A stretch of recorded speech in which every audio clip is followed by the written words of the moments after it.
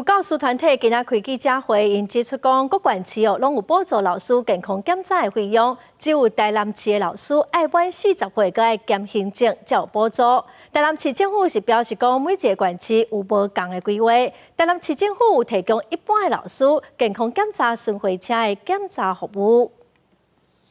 许多台南市的老师都愤愤不平，邻近县市任教的同学都能享有此福利。难道台南市的老师是次等国民吗？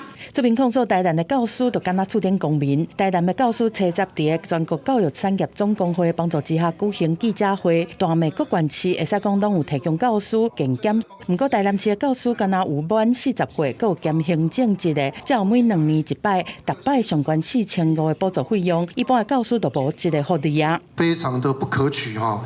好，应该台南市政府应该要多多的检讨这一项，因为对一个受雇者来讲，照顾受雇者的身心健康，其实我们认为也是一个基本条件哈。做法其实是创造了一个一校两制的这个治安保障哈，因为明明在保障法跟治安法两部法双都有规范底下，硬是要去毒漏老师。包括台南市教育产业工会这团体嘛发新闻稿来批评这件代志。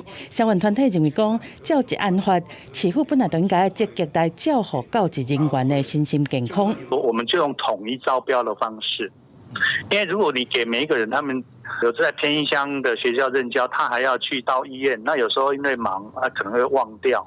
我们就采用统一招标的方式，招标的医疗院所，他就用巡回车到各个学校去执行。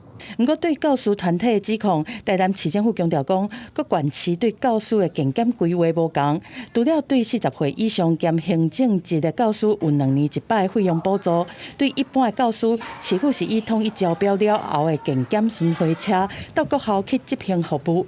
亲像111年，实际受惠人数是高达7380个人。教师的比例是有9成6这么多，并不是补助无到位。记者综合报道。